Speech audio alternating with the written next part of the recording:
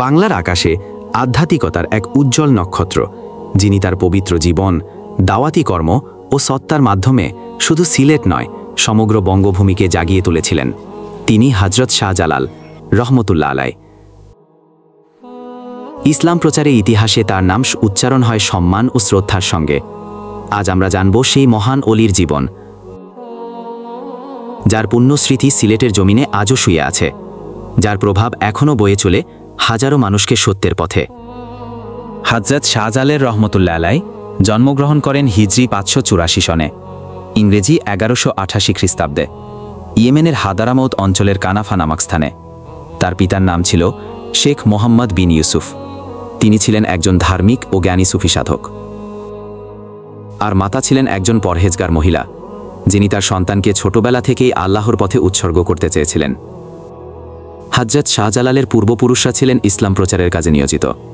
তার পরিবারের রক্তে প্রবাহিত ছিল নিরহংকারতা ও মানব সেবার চেতনা।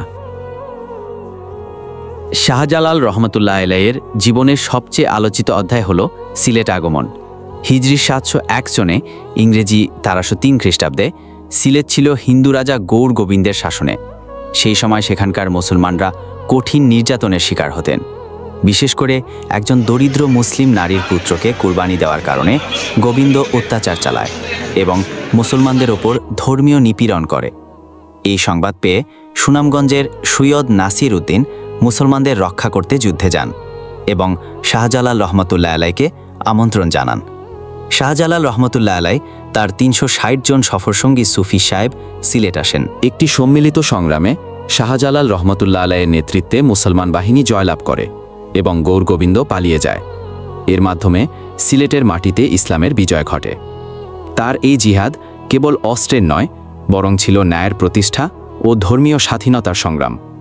এই সময় থেকেই সিলেটকে পীরদের নগরী বলা হয় এবং ইসলাম এখানে শিকড় গেড়ে বসে। জয়লাভের পর হযরত শাহজালাল রহমতুল্লাহ আলাই সিলেটে স্থায়ী হন না, বরং তার অনুসারীদের বিভিন্ন এলাকায় পাঠিয়ে দেন দাওয়াতের কাজে। তিনি নিজে সিলেট শহরের উত্তর দিকে একটি নির্জন স্থানে অবস্থান গ্রহণ করেন, যেখানে আজ তার পবিত্র মাজার অবস্থিত। তিনি জীবনের বাকি সময়গুলো কাটিয়েছেন আল্লাহর ইবাদাত, ধ্যান জ্ঞান, দাওয়াতি কাজ ও মানুষের খেদমতে। তার দরবারে ধনী গরিব, হিন্দু মুসলিম সবাই আসতেন শান্তি ও হেদায়েতের খোঁজে। হযরত শাহজালাল রহমতুল্লাহ আলাই 1346 সালে ইন্তেকাল করেন। মৃত্যুর পর তাকে সিলেট শহরের টিলার ওপর দাফন করা হয়। আজ এই স্থান বাংলাদেশের অন্যতম পবিত্র স্থান হিসাবে পরিচিত।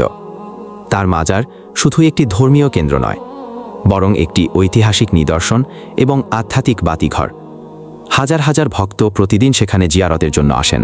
হযরত শাহজালাল রহমতুল্লাহ আলাইয়ের মাজার বাংলাদেশের অন্যতম পবিত্র এবং জনসমাগমপূর্ণ স্থান। এখানে প্রতিদিন হাজারো মানুষ আসেন জিয়ারতের উদ্দেশ্যে।